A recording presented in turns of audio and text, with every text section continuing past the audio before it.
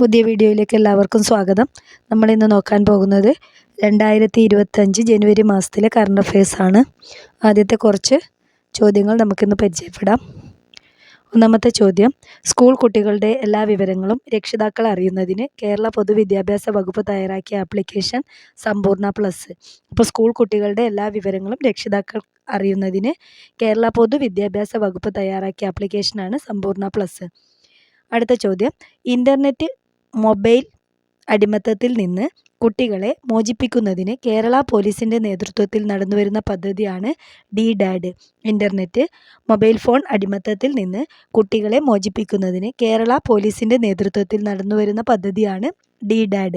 തിരുവനന്തപുരത്ത് വെച്ച് നടന്ന 63ാമത് കേരള സ്കൂൾ കലോത്സവ കിരീടം നേടിയ ജില്ല തൃശ്ശൂരാണ്. തിരുവനന്തപുരത്ത് വെച്ച് നടന്ന 63ാമത് കേരള സ്കൂൾ കലോത്സവ കിരീടം നേടിയ ജില്ല തൃശ്ശൂർ. കേരളത്തിലെ ഏത് വിനോദസഞ്ചാര കേന്ദ്രമാണ് ഡിസ്നിലാൻഡ് മാതൃകയിലുള്ള വിനോദസഞ്ചാര പദ്ധതി നടപ്പിലാക്കാൻ ശ്രമിക്കുന്നത്? ആതിരപ്പള്ളി. തൃശ്ശൂർ ജില്ലയിലെ ആതിരപ്പള്ളി ആണ് കേരളത്തിലെ ഡിസ്നി ലാൻഡ് മാതൃകയിലുള്ള വിനോദസഞ്ചാര പദ്ധതി നടപ്പിലാക്കാൻ ശ്രമിക്കുന്നത്. അപ്പോൾ കേരളത്തിലെ വിനോദസഞ്ചാര കേന്ദ്രം മാണ് ഡിസ്നിലാൻഡ് മാതൃകയിലുള്ള വിനോദസഞ്ചാര പദ്ധതി നടപ്പിലാക്കാൻ ശ്രമിക്കുന്നത്. ആതിരപ്പള്ളി, തൃശ്ശൂർ. കേരളത്തിലെ ഏത് വിനോദസഞ്ചാര കേന്ദ്രമാണ് ഡിസ്നിലാൻഡ് മാതൃകയിലുള്ള വിനോദസഞ്ചാര പദ്ധതി നടപ്പിലാക്കാൻ ശ്രമിക്കുന്നത്? ആതിരപ്പള്ളി, തൃശ്ശൂർ. കേരളത്തിൽ ആദ്യമായി സ്കിൻ ബാങ്ക് നിലവിൽ വരുന്നത് തിരുവനന്തപുരം മെഡിക്കൽ കോളേജ്. കേരളത്തിൽ ആദ്യമായി സ്കിൻ ബാങ്ക് നിലവിൽ വരുന്നത് തിരുവനന്തപുരം മെഡിക്കൽ കോളേജിലാണ്. രണ്ടാമത് അന്താരാഷ്ട്ര എനർജി ഫെസ്റ്റിവൽ ഓഫ് കേരള സംഘടിപ്പിക്കപ്പെട്ടത് തിരുവനന്തപുരത്താണ്. രണ്ടാമത് അന്താരാഷ്ട്ര എനർജി ഫെസ്റ്റിവൽ ഓഫ് കേരള സംഘടിപ്പിക്കപ്പെട്ടത് തിരുവനന്തപുരത്താണ്. ഈ സമ്മേളനത്തിൻ്റെ പ്രമേയം എന്ന് പറയുന്നത് ഡീകാർബണൈസിങ് കേരള. ഈ സമ്മേളനത്തിൻ്റെ പ്രമേയം ഡീകാർബണൈസിങ് കേരളയാണ്. അടുത്ത ചോദ്യം, 2025 ഇന്ത്യയുടെ 76ാമത് റിപ്പബ്ലിക് ദിനത്തിലെ മുഖ്യ അതിഥി പ്രഭാവോ സുബിയാന്തോ. ഇന്തോനേഷ്യൻ പ്രസിഡന്റായ പ്രഭാവോ സുബിയാന്തോ ആണ് 2025 ഇന്ത്യയുടെ 76ാമത് റിപ്പബ്ലിക് ദിനത്തിലെ മുഖ്യ അതിഥിയായി വന്നത്. 2025 റിപ്പബ്ലിക് ദിനത്തിൻ്റെ പ്രമേയം എന്നത് സുവർണ ഭാരത് പൈതൃകവും വികസനവും എന്നതാണ്. അപ്പോൾ 2025 റിപ്പബ്ലിക് ദിനത്തിൻ്റെ പ്രമേയം സുവർണ ഭാരത് പൈതൃകവും വികസനവും.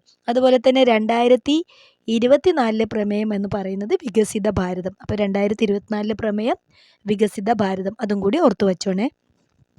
2025 പത്മവിഭൂഷൺ പുരസ്കാരം നേടിയ മലയാളി MT വാസുദേവൻ നായർ. മരണാനന്തരമാണ് ഈ ബഹുമതി ലഭിച്ചത്.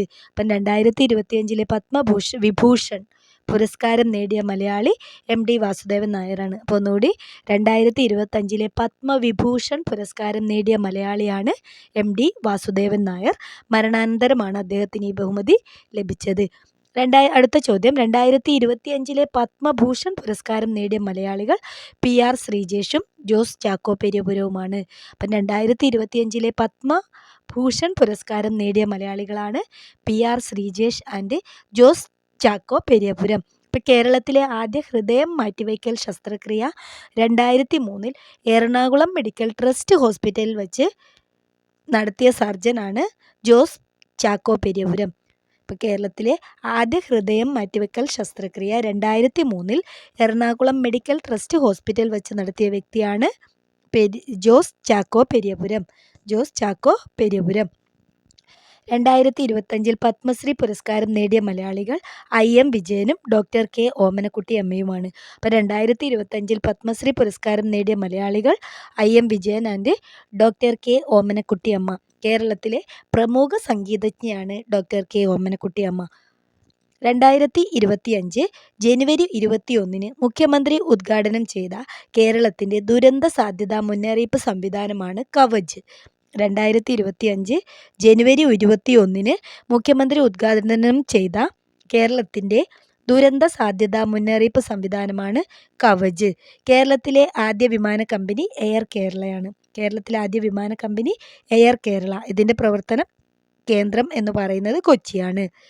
ഗാർഹിക പീഡനത്തിനിരയാകുന്ന സ്ത്രീകൾക്ക് ഓൺലൈൻ കൺസൾട്ടേഷൻ ലഭ്യമാക്കുന്ന സംസ്ഥാന ശിശു വകുപ്പിൻ്റെ പദ്ധതിയാണ് കാതോർത്ത്. ഗാർഹിക പീഡനത്തിനിരയാകുന്ന സ്ത്രീകൾക്ക് ഓൺലൈൻ കൺസൾട്ടേഷൻ ലഭ്യമാക്കുന്ന സംസ്ഥാന വനിതാ ശിശു വകുപ്പിൻ്റെ പദ്ധതിയാണ് കാതോർത്ത്. 2025 ജനുവരിയിൽ 200ാമത് ജന്മവാർഷികം ആചരിച്ച വ്യക്തി ആറാട്ടുപുഴ വേലായുധ പണിക്കർ. 2025 ജനുവരിയിൽ 200ാമത് ജന്മവാർഷികം ആചരിച്ച വ്യക്തിയാണ് ആറാട്ടുപുഴ വേലായുധ പണിക്കർ. അദ്ദേഹത്തിൻ്റെ ജനനം 1825 ആലപ്പുഴ കാർത്തികപ്പള്ളി താലൂക്കിലാണ്. 2025 മരണപ്പെട്ട പ്രസിദ്ധ സസ്യശാസ്ത്രജ്ഞനാണ് ഡോക്ടർ KS മണിലാൽ. 2025 മരണപ്പെട്ട പ്രസിദ്ധ സസ്യശാസ്ത്രജ്ഞനാണ് doctor KS Manilal. Hortus Malabaricus എന്ന ലാറ്റിൻ ഗ്രന്ഥത്തെ ഇംഗ്ലീഷിലേക്കും മലയാളത്തിലേക്കും വിവർത്തനം ചെയ്ത വ്യക്തിയാണ് ഇദ്ദേഹം. ഹോർത്തൂസ് മലബാറിക്കസ് എന്ന ലാറ്റിൻ ഗ്രന്ഥത്തെ ഇംഗ്ലീഷിലേക്കും മലയാളത്തിലേക്കും വിവർത്തനം ചെയ്ത വ്യക്തിയാണ് ഡോക്ടർ KS മണിലാൽ. കേരളത്തിലെ 23ാമത് ഗവർണറായി ചുമതലയേറ്റത് രാജേന്ദ്ര വിശ്വനാഥ് അർലേക്കർ. കേരളത്തിലെ 23ാമത് ഗവർണറായി ചുമതലയേറ്റ വ്യക്തിയാണ് രാജേന്ദ്ര വിശ്വനാഥ അർലേക്കർ. 2025 ജനുവരിയിൽ സുപ്രീം കോടതി ജഡ്ജിയായി നിയമിതനായ മലയാളി ജസ്റ്റിസ് വിനോദ് ചന്ദ്രൻ.